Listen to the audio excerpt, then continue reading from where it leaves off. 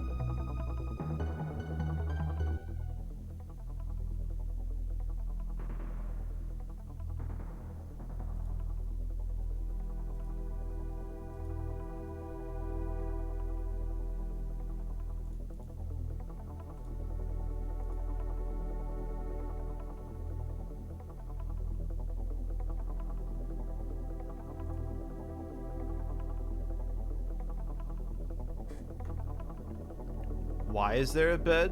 There's always been a bed there. This is an office slash guest room. Although I can't remember the last time someone slept in that bed. They usually sleep in the other room. I've never even slept in that bed.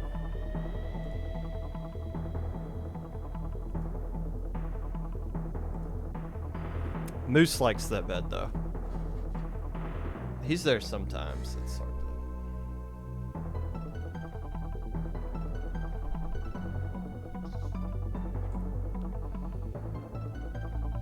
He's a little tuckered out. He likes listening to the Popcast. Puts him to sleep.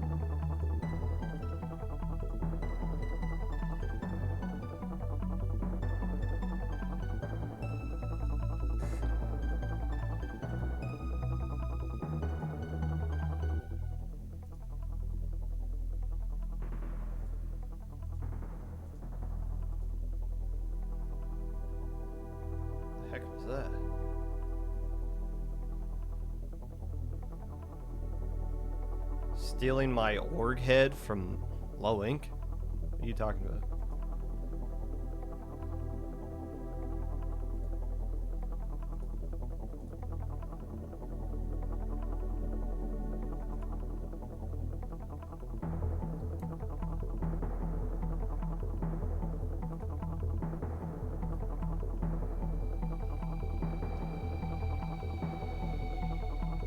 It's not 1 a.m.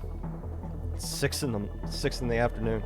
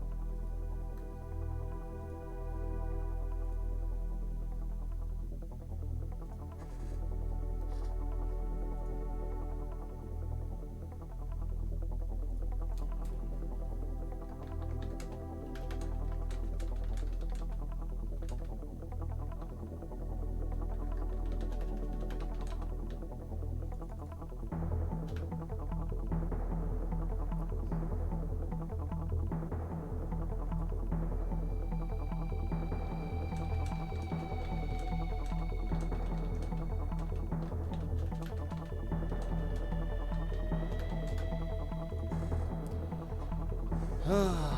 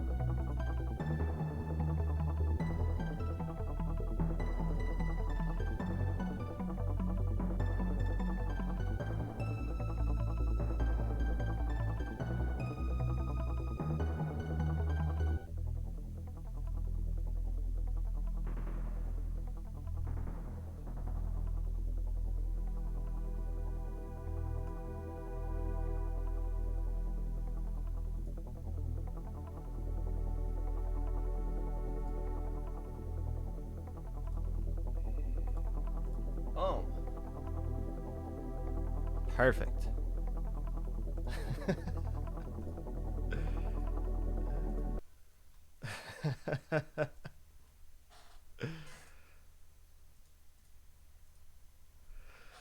Hello, friends, and welcome back to the Popcast. Whenever you're listening to this, whether it be live or a VOD, Twitch or YouTube, or Spotify, While you are busy calling your friends super chumps, trying to figure out how to fix your splash tag, which you have 2 hours to do, claiming that Kraken will surpass crab tanks when we all know that it won't. Whatever it is that you're doing right now, appreciate you taking the time out of your day to listen to this. Unless I don't.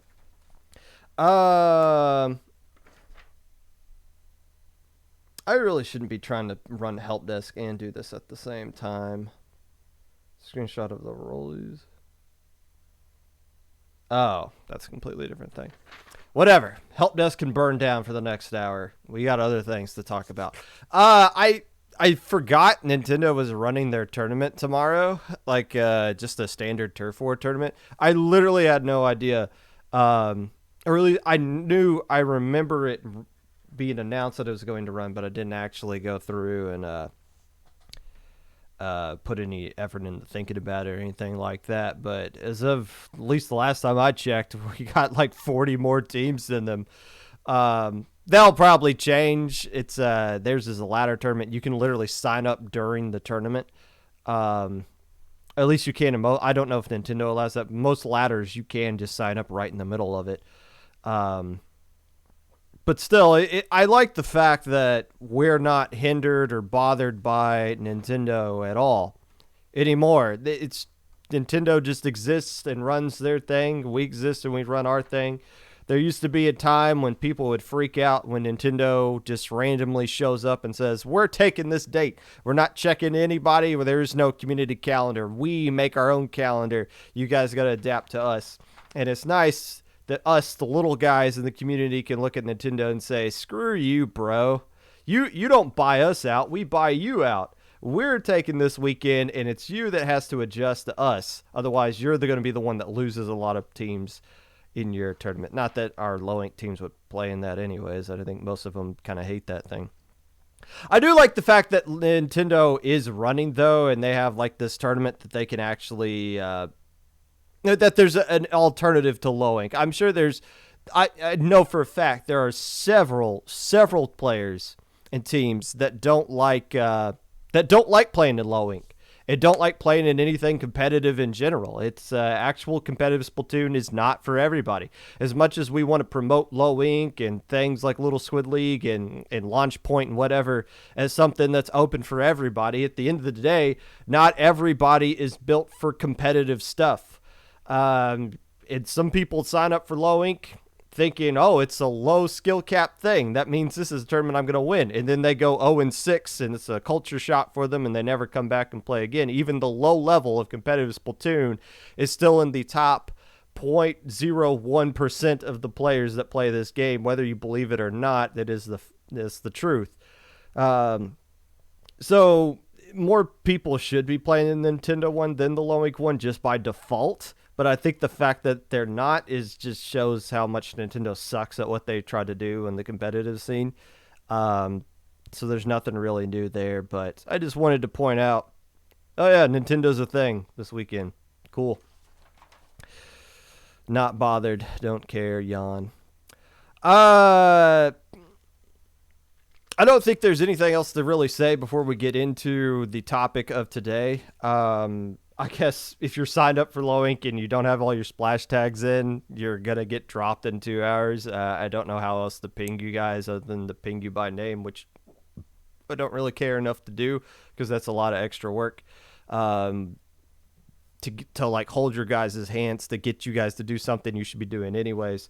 And quite frankly, the people that we drop out of low ink because of the splash tag thing, those are people that are typically not going to read announcements and not going to understand what's going on anyway. So it's like you're cutting out the most annoying people in your tournament before it even starts, which is a huge headache saver.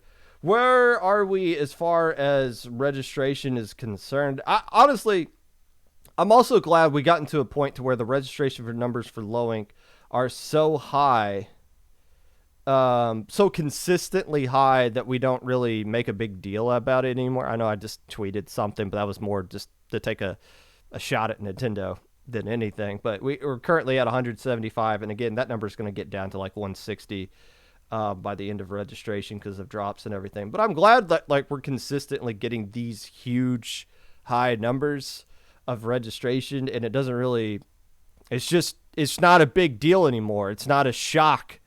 It's not something, oh my God, Low Inc is getting all these teams. This is just how things are. 175. I don't know how I personally feel about that becoming the norm, but here we are. So be it. Today we are going to be previewing Low Inc, this February 2023 edition of the tournament. We are going to be doing the top 10. And I don't really know how I feel about this top 10. Sometimes I feel like there's a lot of teams that I could put in the top 10, and I got to leave some really strong ones out. This one's kind of the opposite. I feel like there's only a handful of teams that actually can win this tournament, and I just got to put in a bunch of other teams just to fill out the top 10 just for the sake of it. And, of course, we all know when tournaments like that happen, some team I'm not going to talk about at all isn't really going to show up here. I don't know if I'm going to talk about teams outside of the top 10 in the honorable mention. It depends on how long this other segment goes. This is very scuffed, as I've done a lot of time making this document, and I still want to I haven't really proofread it. So you guys are going to proofread it with me, and then I'll actually tweet it out at some point over the weekend for people to look at it. And, we're always talking about we want to document things. Nobody's documenting anything competitive scene. Well, here's this document I'm going to show you guys is my contribution. If it could be edited into a different form, if IPL at some point wants to kind of make a video out of it, that'll be easier for people to consume. That'd be good. But for now, it's you guys are just going to see what it is. Today, we are going to be previewing Low Inc and talking about the different eras of Low Inc. All of that and more, but first. As always, if you guys want to leave a message that I'm actually going to pay attention to, leave a highlighted message. Otherwise, I'm typically just going to ignore it, not because I don't like the things the idiots in chat say. It's just I can't focus on a bunch of different things all at once. We just got to highlight this stuff is okay, this is something I mentioned. If you leave a highlighted message and it's something dumb, I'm not good enough on Twitch to figure out how to kick you or anything like that, but I will think less of you for the rest of your stupid, miserable life. I love you as well, unless I don't. So if you guys want to follow along with that, I will leave, I want to share this copy link. We're posting this in chat. And for those of you watching on YouTube, I will make sure to leave a link to this in the description below. At some point, by the time you're watching this on YouTube, I'm assuming I'll have already tweeted it out on my Twitter, but that doesn't mean go to my Twitter to find this. It's hard to connect all of the different social media things because I know there's a specific YouTube audience, a specific Twitch audience, all that stuff. So try to keep up with all of that as we go along there. But as we dive into it, looking at the screen, we got the document on the left, and we got the JPEG website that the Hall of Fame everything over on the right. And we're just going to go straight down in order. Most of this stuff is opinion. So if you have a different opinion, remember, I'm the one with the microphone and you're not. I outrank you. But we're starting with the first of what I've classified into 9 different eras of Low Inc. Beginning, of course, with the era none of us know anything about, the Challenge era. The Challenge era. This is the first ever tournament, September 2018, all the way through February of 2019. As you can see in these 5 tournaments, not a lot of teams were playing in the first couple of Low Incs. You had 6, 7, 9, 3, 14 teams maxed out in this number 14 one. Now, as far as documenting tournaments goes, and this is why I've been critical of Paddling Pool, of Triton Cup, and why I've rarely talk about them on the weekly recap. Challenge is by far the absolute worst way to document your tournament. It's good to run your tournament, but if you want anybody to look back on any of your tournaments and figure out any information, Challenge is what you do if you just want to give a middle finger to anybody that's trying to do research in this stuff. So I don't really have much to say about the Challenge era. I know the links to these brackets exist somewhere. I remember looking at them in the past, and the formats for these were like double elimination. I don't think any of these were Swiss. Maybe this one became Swiss. I don't know. But these were just, hey, who signed up? Let's put them in a bracket and let them go. The first team ever to win a low ink, the granddaddy of them all, is just called Team E. Now, Jub, I remember, I've talked about this before, and I believe Jub DM'd me, like, hey, I know who some of the members of Team E are. But I still don't really know, like, who this actually is. My assumption why they're called Team E, they were probably the sixth letter? A, B, C, D, E, the fifth. So they were probably the fifth team ever to sign up for this tournament. So they just got like the default Team E, and then they just never changed the name. That would be my assumption as to why they're called Team E. But this is just the most scuffed beginning to what, if you look at where Low Ink is today and you compare it to the very first one, it's so hilariously scuffed how we got from Team E to where we are today. I guess the most recent champion is to be determined, so maybe that's not a good sign there. Sishin Chaitai. This is the most notable team to come out from this era. These guys went up to be Div 2, I believe 40 Ludi seasons in a row.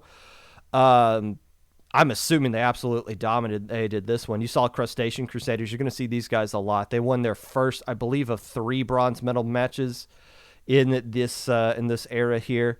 This we got to talk about this 3-team tournament. Shout out to the cephalopod, squids, and octopi who got 3rd place in this tournament just by showing up. Imagine Low Ink today, the struggle. You got to go through 6 rounds of Swiss, survive top 32, win at least 2 matches in alpha bracket, and then win a 3rd place match just to get a bronze medal, versus the Cephalus squads here who got it simply by showing up and getting their ass beat by these 2 teams. And teams 7Cs here, who finished 2nd place, was the team that won the tournament the month prior. Keep in mind, the you win and get banned from Low Ink rule didn't come into play until, I believe, after Twilight Anglers did in March of 2019. So you could win Low Ink and play again the next month, which is what 7Cs did here. And I don't know how close this match was between the duelists and 7Cs, but this is probably the first or the closest anyone has ever come to winning Low Ink twice.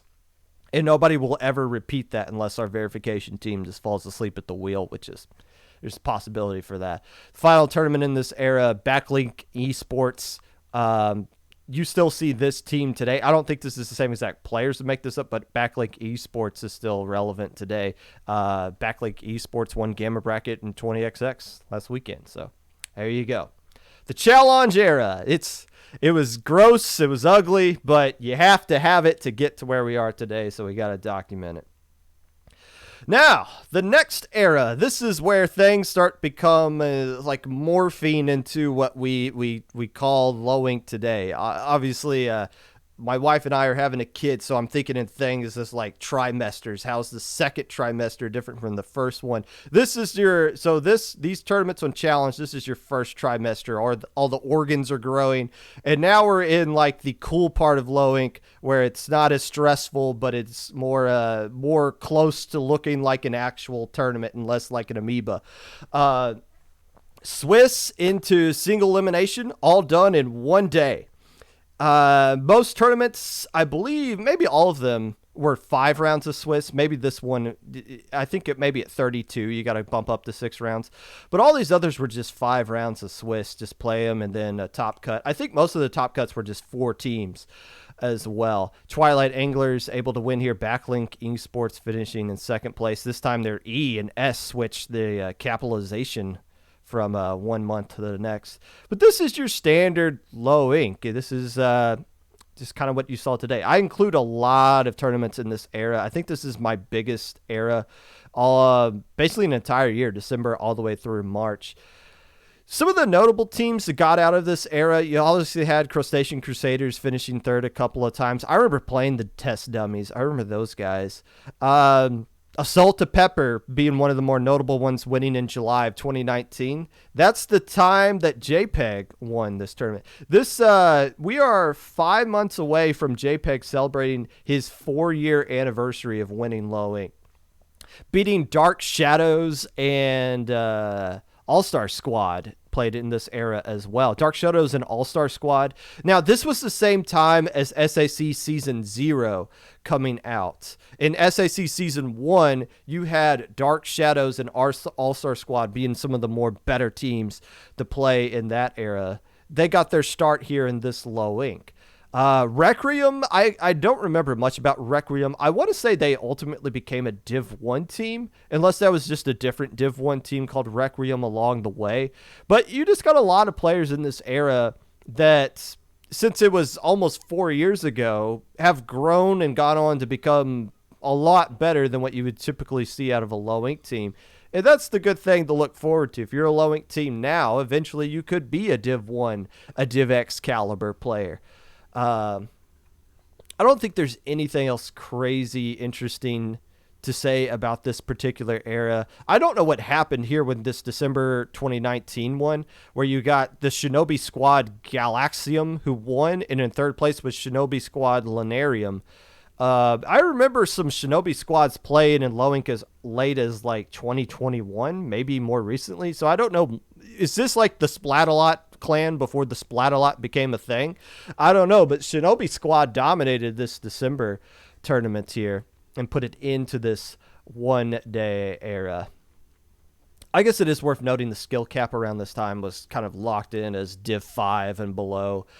This is Hoenn Hero and Kraken Mare who are running the show here. I mean, you had the stream on Kraken Mare's stream.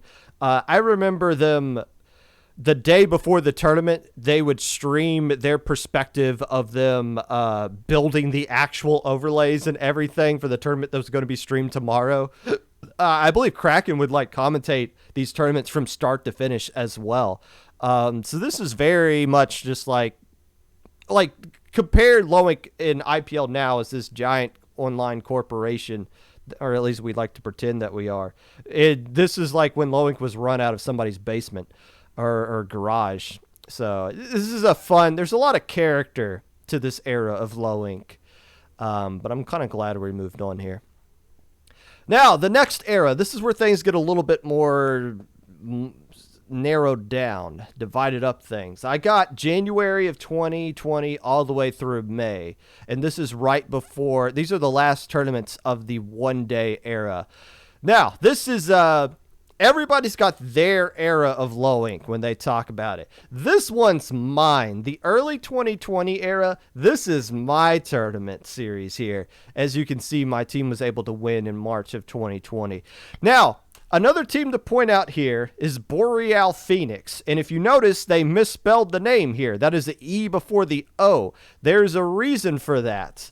They misspelled it on accident and decided to keep it in like that. Funny story. I was commentating them one time, and I had that E just locked into my head, and for whatever reason, just the fraudulent slip, I called them Boreal Penis while commentating them. That was like the second time I ever commentated anything, and I was so embarrassed to say that then, but now I think it's hilarious. I'm not going to say it.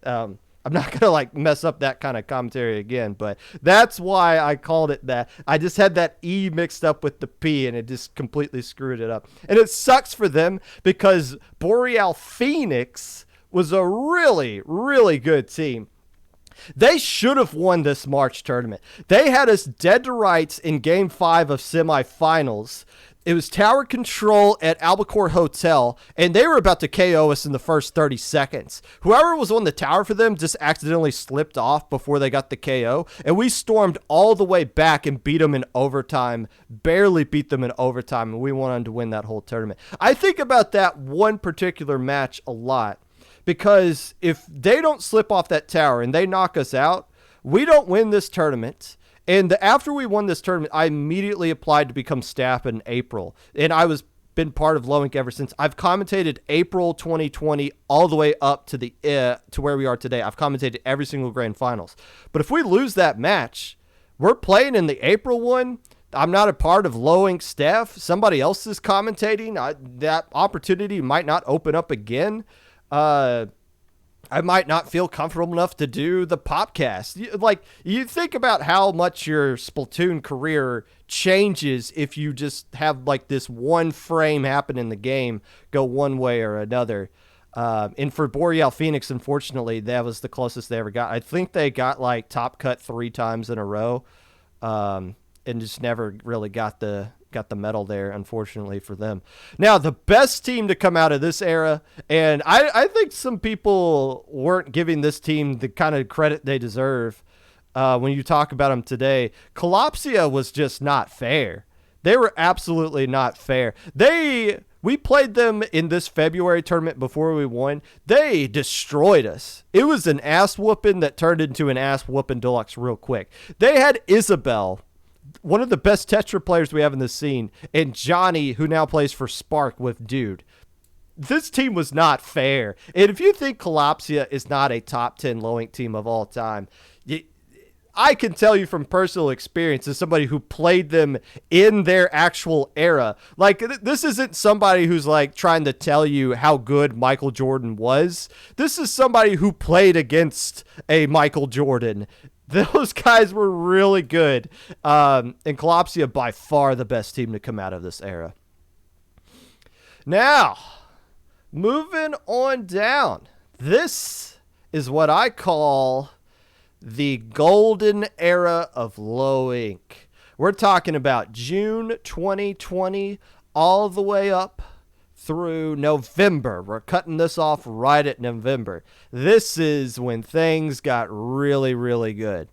First off, the last tournament in May was 66 teams. It almost doubled to 118 teams. Why did this get so big? A couple of reasons was, obviously there's a pandemic going on. The pandemic started in March. March is when Tom Hanks and his wife and I think it was Rudy Gobert, the basketball player, all got COVID at the same time, and then everything just shut down immediately after that. So this is the summer of the shutdown.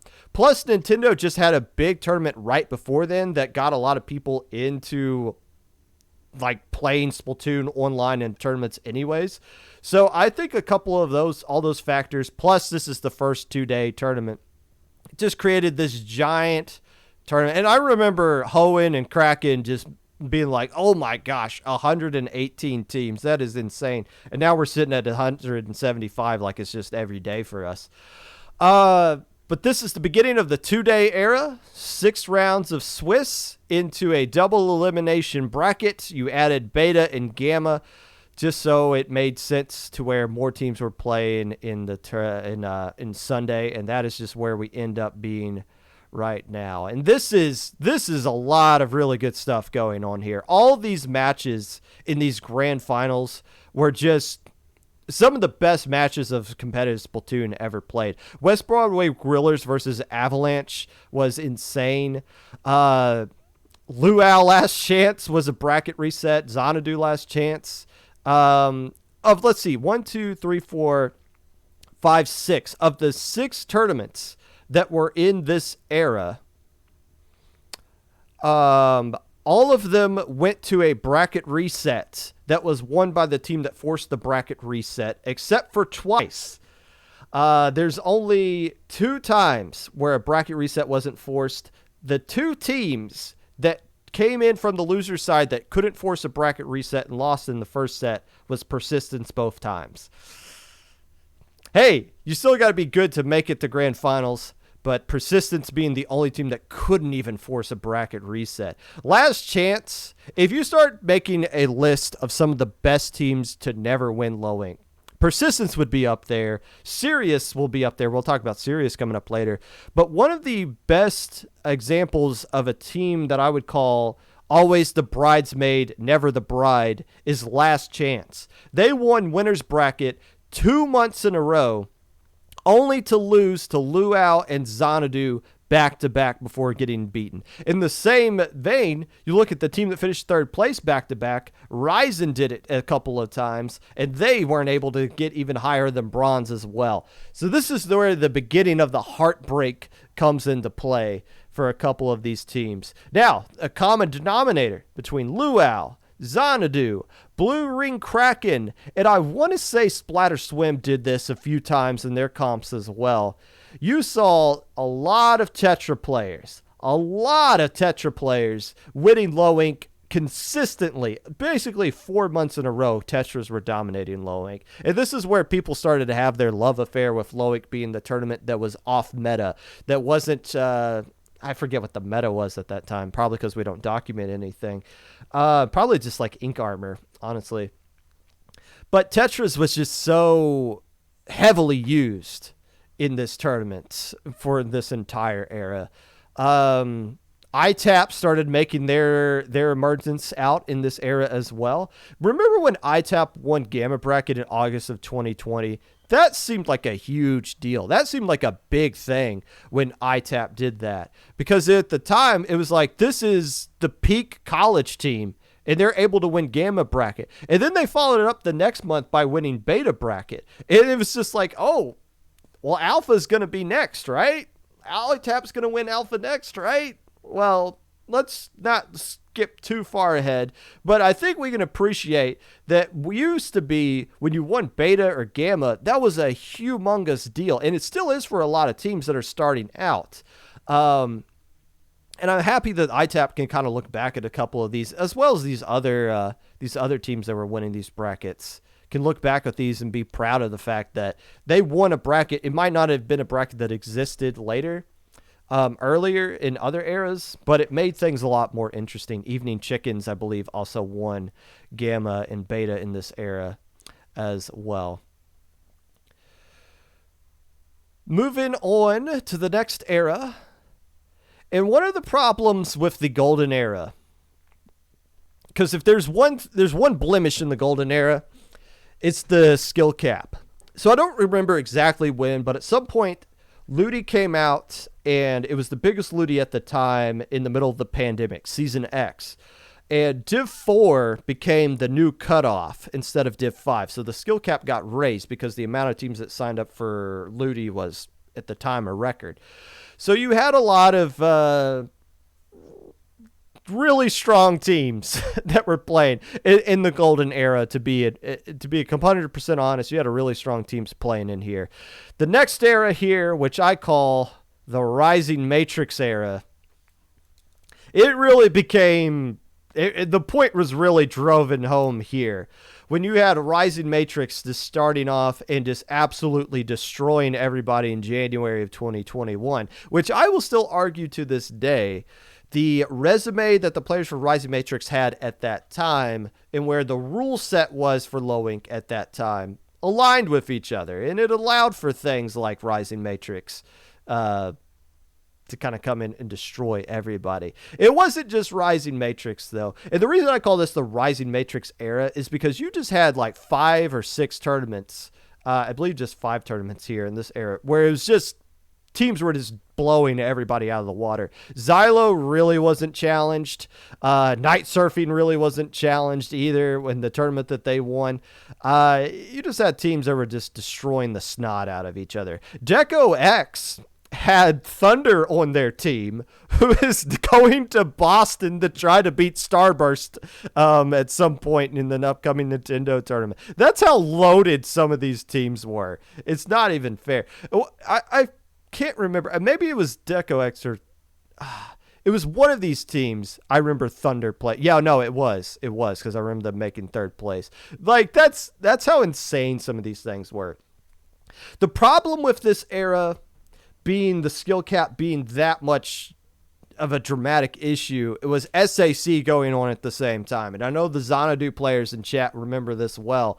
Rising Matrix and the Sea Boys, more commonly known as the Sea Boys, were finishing first and second place in January.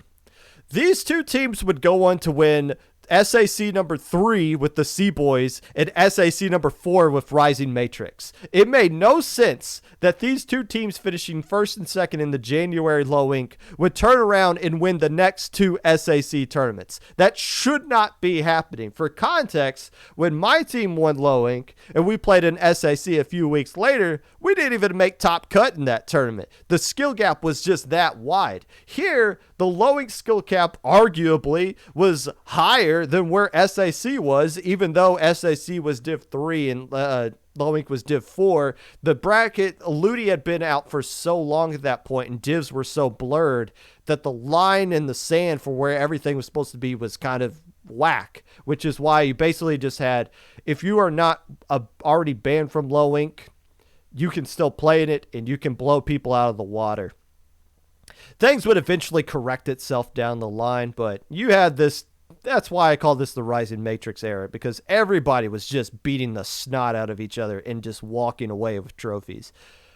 Except for this one. March 2021. I thought about putting this in its own little category, and I probably could get away with doing it. But this is the low ink of all time. This is it.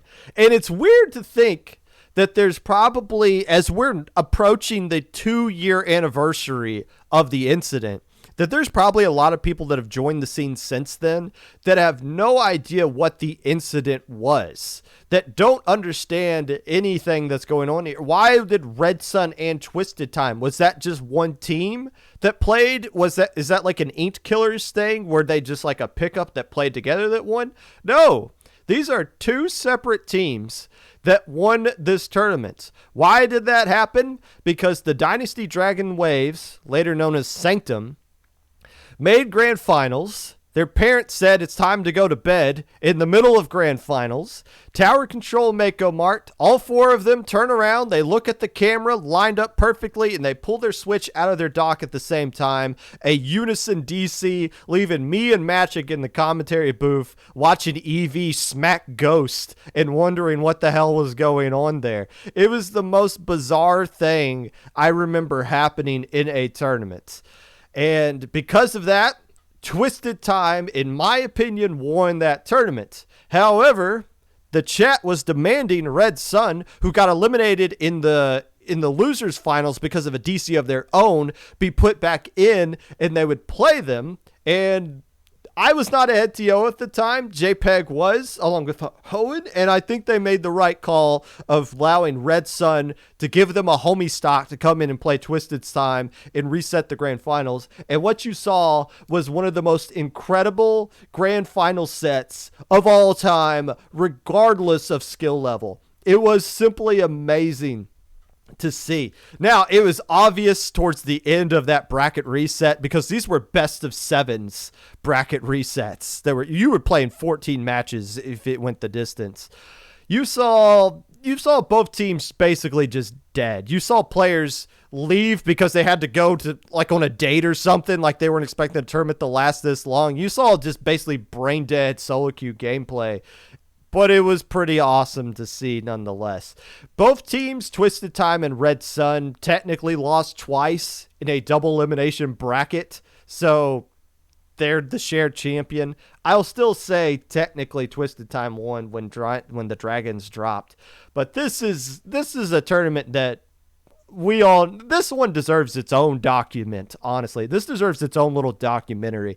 And if ever these players are all at a LAN together, maybe we could find a way to like get some interviews on some players to think back on that, because that deserves some documenting. Moving on to the next era. This is the one and done era of Low Ink. This is May of 21 through August of 21. So 1, 2, 3, 4 tournaments going on here. This is where things get kind of narrowed down a little bit more. Why do I call this the one and done era? Because this is where the skill cap finally got fixed to some extent. And, teams just kind of came out of nowhere and won this one. Nobody was expecting Ink Reapers to win. I believe they were a Div 7 team at the time. They popped out of nowhere and beat everybody, including Foot Punch and the Fugatsu Angels. Hero Fan Club was one of the few pickups to win Low Ink in the 2-day era. They came out of nowhere, won it, and then vanished into the night. Same thing with Pursuit. Pursuit was a new team, played in the Low Ink for their first time. They came up, they won it, and then we're talking about how they were going to go on to do other things, and then they immediately disbanded like a few weeks afterwards, and we never saw Pursuit do anything again other than High Ink. So yeah, that's why I call this the one and done era. These were just when teams just kind of came out of nowhere, won, and escaped into the night. Except for this team, the Deep Fried Octolings. One of the quintessential Low Ink teams of all time. This is the team that everybody looks to and says, I want to be this team at some point. Because the Deep Fried Octolings used to really suck when they played in Low Ink. And over the course of a year, grinded and got to a point to where they could beat Sirius due to some DC issues that was on Sirius' side, not the Octolings' fault at all. The Deep Fried Octolings able to finally win it. They're the outlier in this era of the one and dones because they were anything but one and done. They were like 12 and done. Sirius being the team, probably the best team ever to never win a Low Ink championship. They got 2 tournaments in a row where they got second place, and then they popped off in a Squid Junction, and we had to kick them out. And then they went on to get Div 3, and I think they might have won or came close to winning Div 3 that season and won a couple of SOS tournaments along the way. Sirius is the best team, might be the best team to come out of Low Ink. Now I think about it. Even though that team still doesn't exist to this day. Also, the Wiggly Phantoms won beta bracket. That's nice. We love some Wiggly Phantoms here. Next up, October 21 through January of 22. Welcome to the Access Denied era. And no, it's not just named after the team Access Denied. It's named because a lot of teams were name brand teams that just took turns denying each other the opportunity to win a Low Ink so that other teams could slip through underneath the radar and win it in their place. You had Unlimited Woomy United, who was the team that always just kind of flirted with making alpha bracket until they had a run where they just slipped past everybody. Thanks. We'll just win all the way through here. Guerrilla Tactics. There's no way anybody thought Guerrilla Tactics were going to win. Former UCSD players that I believe graduated and had to change their name to something else. They slipped past all these other teams. The Sleeping Seals, who I believe at the time were Div 7, Div 6, something like. No, they were Div 7 at the time because the lowest was Div 6. So we had a Div 6 team and a Div 7 team playing in a tournament that was Div 5 and below because all the Div 5 teams were playing in each other and were talking trash to each other on Twitter and were constantly just going at each other, that they were just knocking each other out and just leaving the path open for Sleeping Seals to say, we're just going to slip through here. We'll take this win while you guys have fun beating up on each other.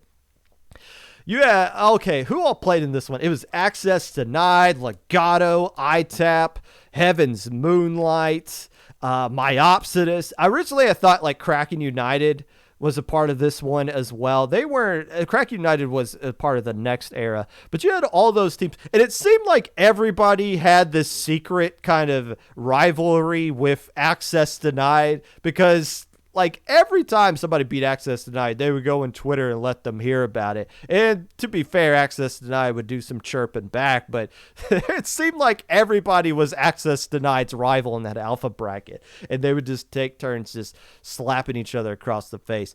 The conclusion of this era rightfully came down to one of the greatest grand finals in Low Ink history, Lois versus No Love for Access Denied. You feel the little passive aggressiveness coming out of them from where they changed their name for this tournament? This is one of my favorite grand finals of all time. I guess 1 year anniversary of it was last month. Again, access denied was able to take Lois to a game 5 in a best of 5 bracket reset at the time, where counter picks was a thing.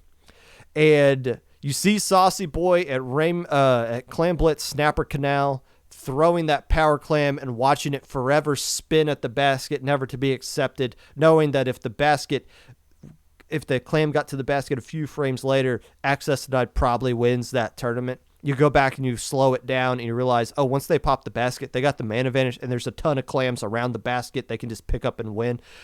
Such a heartbreaking loss for them. But Lois was really good. And you look at some of the Lois members today. I'm watching Proving Grounds, which was an all-Australian Grand Finals. And I see Link running around there. I'm just looking at it and like, oh, that player was Div 6 a year ago, barely finding a way to win low ink, and now they're just dominating Proving Grounds.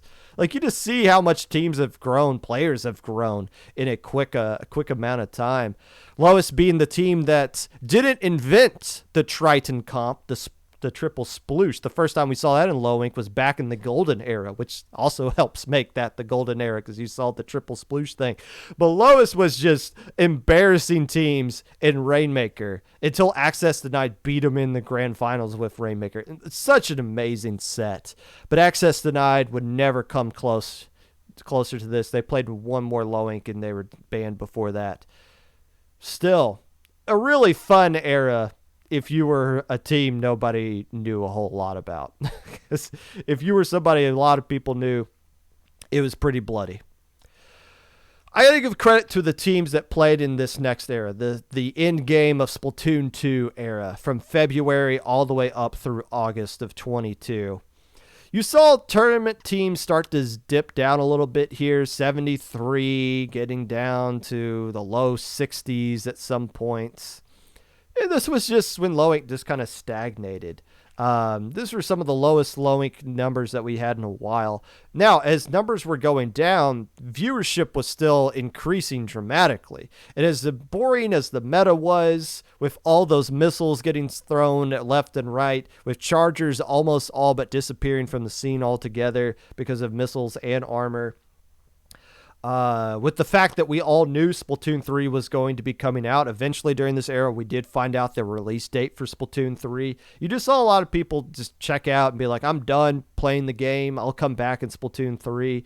So that's why all those combined resulted in the numbers going down. But still, more and more people, we were breaking viewership records almost every single month. People were still really interested in watching low ink, even if they weren't interested in playing in it.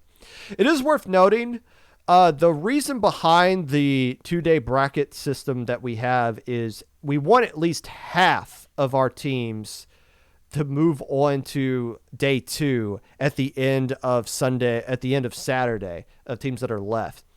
If you break it down mathematically, after all the teams that dropped, there were a lot of these tournaments where, by our own rule, we should not have had a gamma bracket, but we decided to have one anyways. Which led to this awkward thing of a lot of 2 and 4 teams.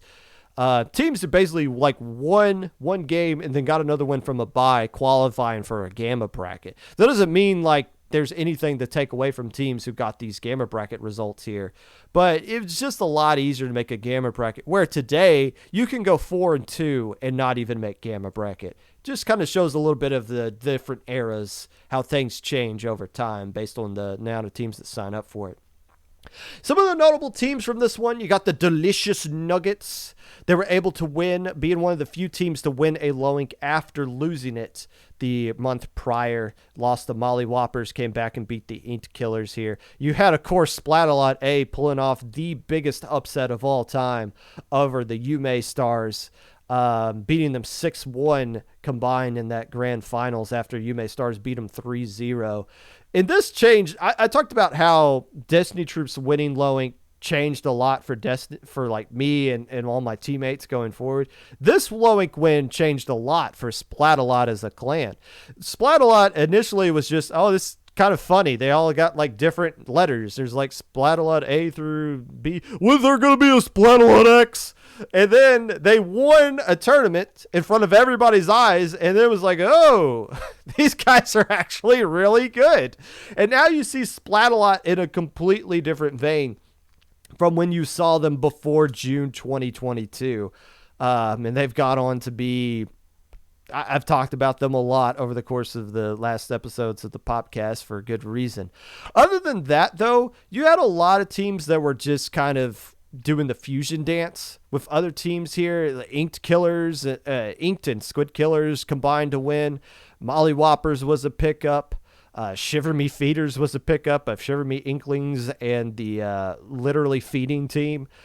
Blazing Storm was another actual team that beat the Squirrels here in the All-EU Finals. Blazing Storm representing France.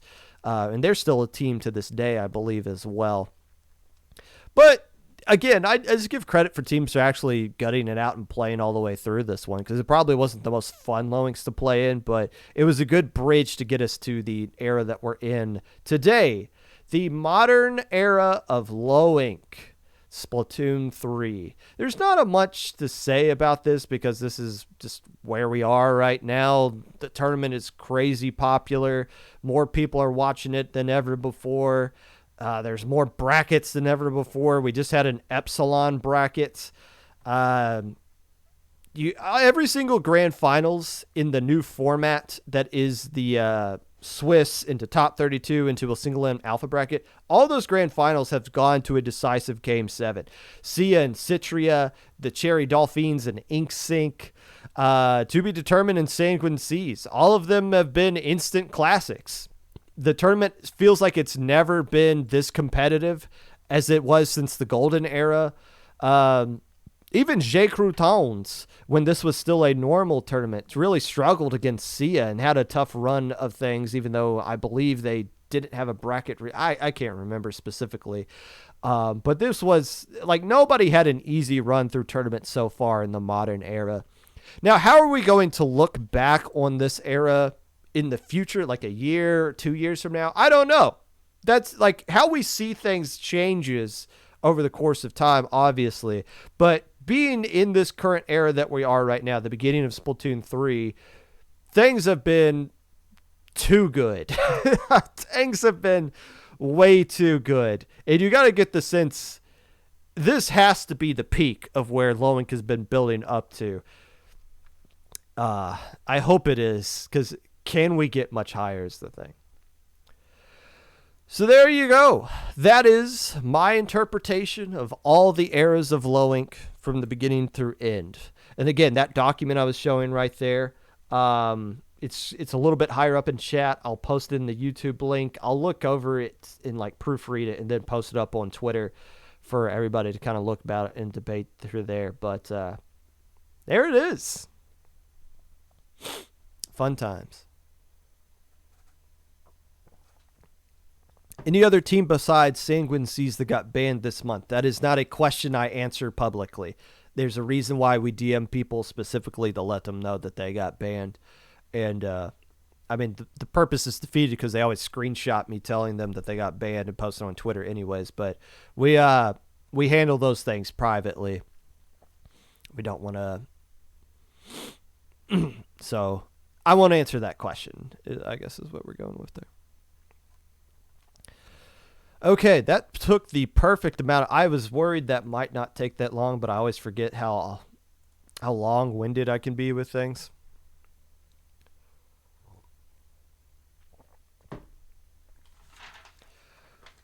But the modern era of competitive Splatoon is being written today. It's going to continue to be written this weekend. Here are the 10 teams that I think have the right opportunity to be the next Loink champion to join the Bone Zone. What is the Bone Zone? Win Loink and you'll find out and you'll be disappointed. Again, a disclaimer for my top 10 this time around. I don't think this is as strong as top 10s that have been in the past. I feel like there's been a lot of teams that, even though the same number of teams have signed up, more teams have signed up than last month, the top heavy teams haven't really come back.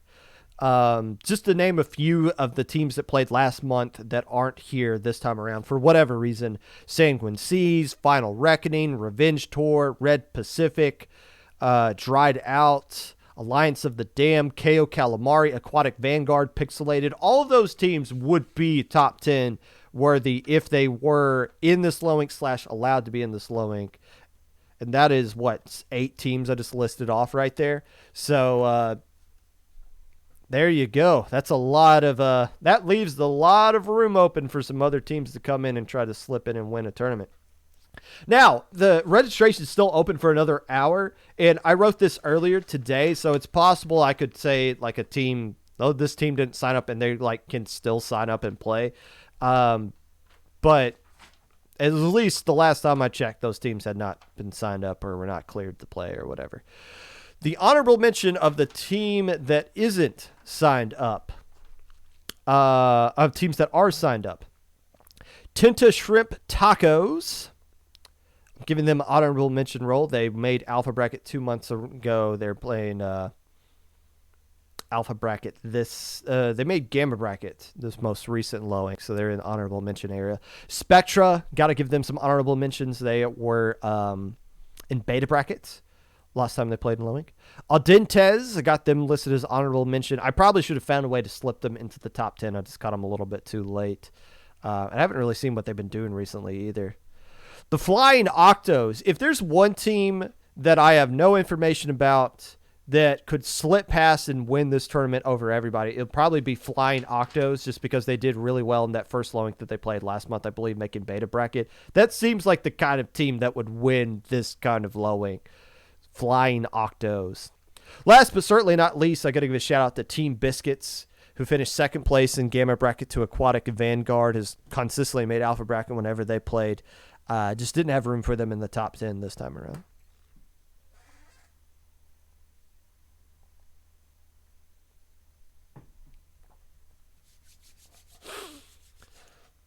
Number 10. I forgot to mention this in my era recap, but in that early 2020 eras, there were a couple of teams that played in that low inks, in those low inks 3 years ago that are still eligible today. One of them is Outcast Ninjas, and another one is making their first ever appearance here in the top 10. Give me the Surf and Turf Squad at number 10. One of the oldest low ink teams and one of the last ones remaining from that 2020 era. I now finally have an excuse to put them in the top 10, not just because there's room for them, but more so I feel like they deserve it. They've been consistently making top 32. They made Alpha Bracket last month, which isn't their first time making Alpha Bracket. They made round 2 of Ludi Div 5 playoffs, and technically they have more experience than anybody that's playing in this tournament this upcoming weekend. Now, the problem is they've never taken a huge step up from each tournament. It's always been a very, very slow burn for Surf and Turf, but they're at a point now to where they are top 10 worthy. I feel like the results back that up. Number 9. Welcome into the Popcast for probably the first time I'm ever mentioning them, and will not be the first time somebody corrects me for mispronouncing their name. Iruka, I-R-U-K-A.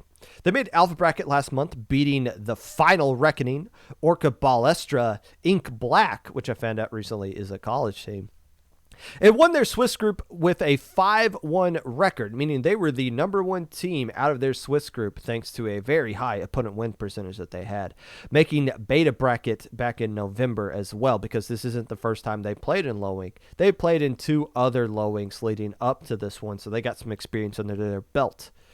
It's time to give this team some recognition here, so Iruka, putting them in at number 9. Number 8. Everything's gonna be alright. Rockabye. Rockabye. Lullaby comes in here at number 8. Or as they played 1 month as Lullaby. They made Alpha Bracket last month, where Photic Zone put them to sleep. 3-0 on stream. They're still a strong team, though, with what they showed in that match, even though they got lost.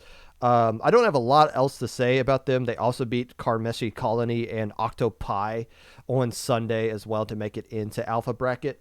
But Lullaby is a team that's just going to be floating around. And if you made Alpha Bracket last month, you have to be good. And they deserve a little spot here at number 8. Number 7. I think I hinted at the fact that I wasn't going to put the Night Sharks back in the top 10 again for a bit after putting them in my top 10 last month. But here they are again at number 7. They won Delta Bracket last month in convincing fashion.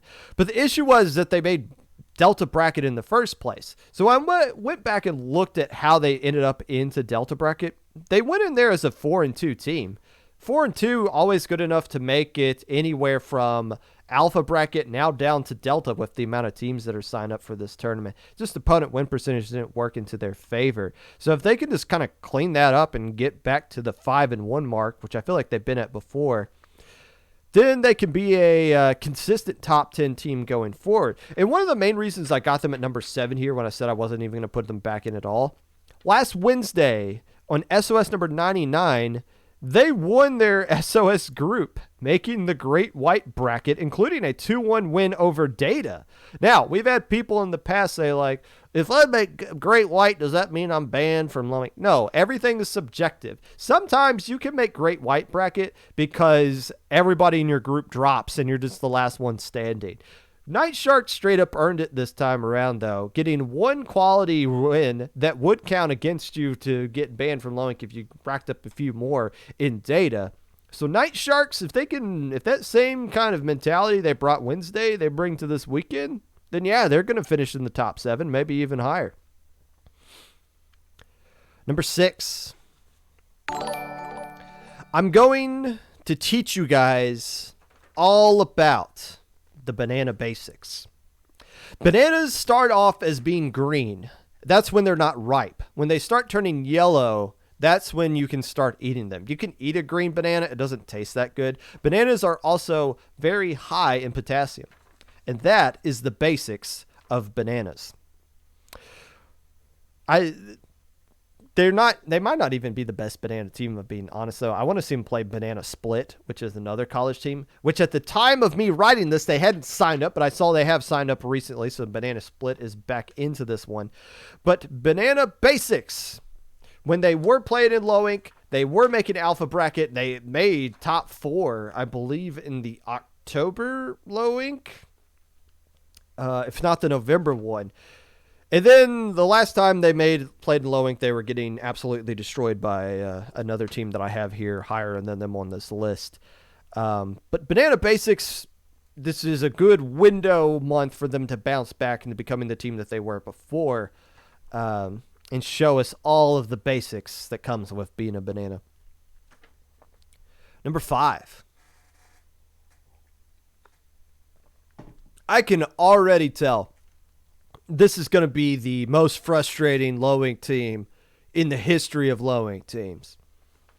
What happens when you take the Splat-A-Lot Imbeciles, a team that needs more subs during Low Inc. than you are legally allowed to have, and combine them with a team that has dropped in more tournaments than any team in Low Inc. history of Mylag Paradise? You combine them together to create the Splat-A-Lag Idiots 2.0. This is the unholy unity of two teams here. And there's no way these guys actually play unless they're taking like the one most active player from Splat-A-Lot Imbeciles that actually plays in all their tournaments, and then the like 2 players from Mylag Paradise who can wake up on time, and combine them with the 1 sub they're going to have to get as soon as the tournament starts so that they can get 4 players.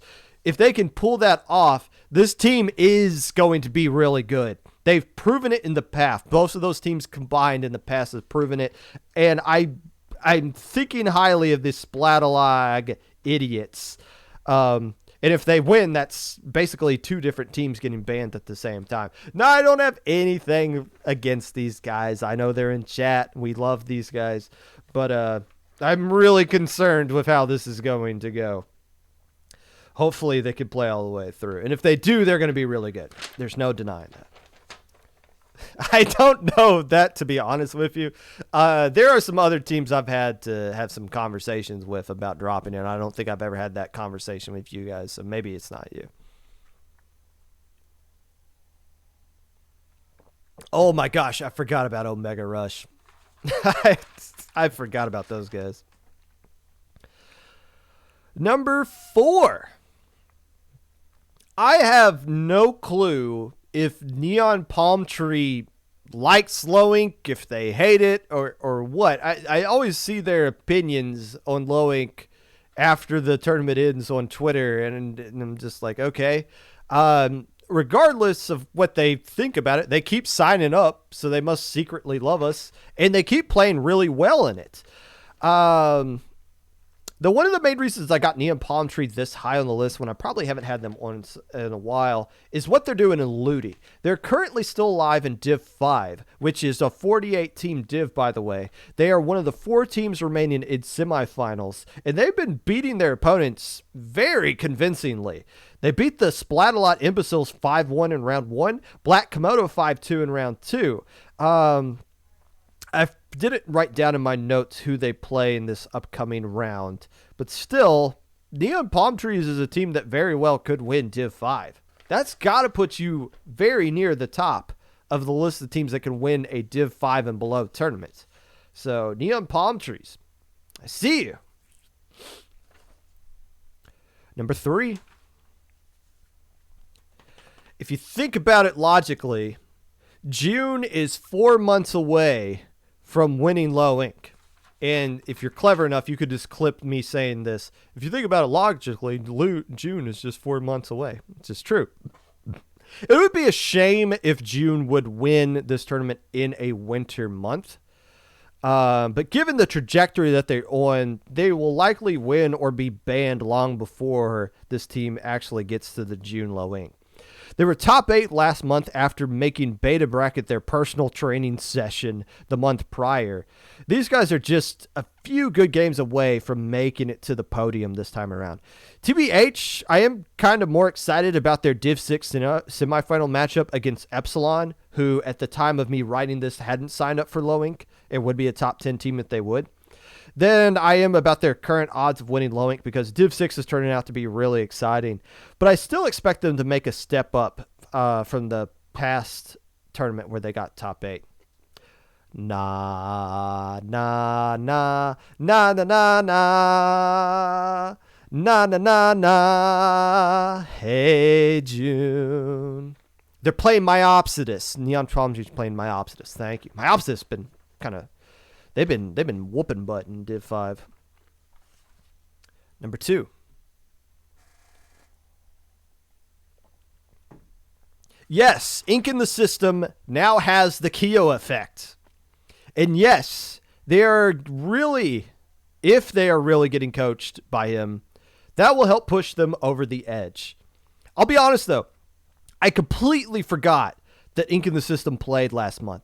I had to go back and check, and yes, they did actually play. They went 4-2. They fell down to, I believe, Gamma Bracket. They lost to Sanguine Seas and Black Komodo, so it's not like they had bad losses, but just opponent win percentage didn't work out in their favor. Gotta win at least 5 games to guarantee yourself in top 32, or else you're at the mercy of opponent win percentage. They ended up dropping from their bracket, and they didn't play. Fair enough. Again, I've always said I don't condone those kinds of things, but I don't condemn it either. I get, like, Ink in the System's at a point where you just got to win alpha bracket or everything else feels like a letdown. And if you can't have an opportunity to win alpha bracket, I don't blame you for wanting to take Sunday off. But if they can get back to that 5-0s, like 5-1, 6-0 results that they've had in some of the more recent Low Inks, they're going to be back in top 32, and whatever voodoo magic Kyo can bestow upon them, that can help project them to finally winning this tournament. We'll see how good of a coach Kyo is. That's what's on the line here. And number one, the team I am projecting to win this low ink.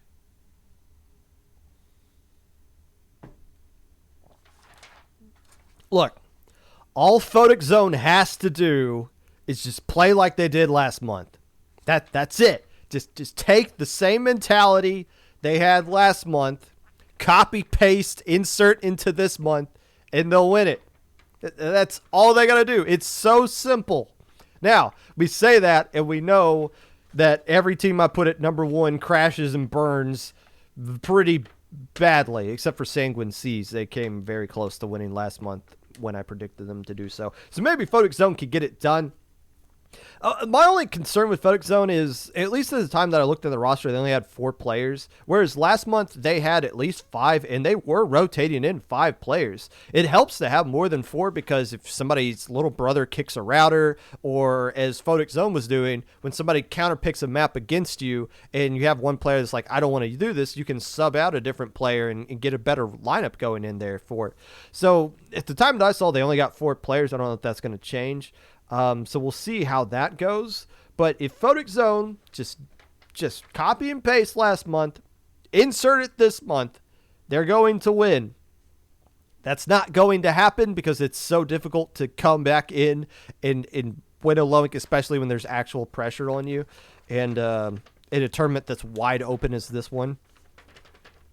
But if I got to pick a team to win it, I'm going Photic Zone. Oh. If you feel like I didn't talk about your team in the top 10 because I didn't have time to talk about any other teams, or if you're mad that I didn't say your team was going to win or didn't put your team high enough in the top 10, here's what you do. Ask anybody that's been a part of the low ink eras since the golden era, who I have horribly butchered and miscorrectly gave any information about them during their low ink previews that I've been doing for almost 3 years now. I offer apologies on the low ink recap episode right after this on Monday. So if you'd like to be a part of the podcast in any way, feel free to reach out my social below, Twitter Mr_Popgun, Discord Popgun, hashtag 5882, YouTube at 25. Popgun, Twitch at Popgun25, Anchor.fm/Popgun, TikTok at Mr_Popgun. Yo, let's go read Keo. Let's go raid Keo.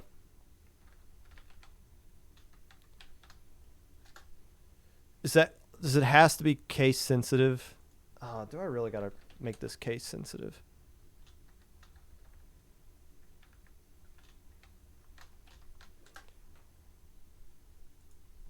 Does the raid function not even work? Why is this not working?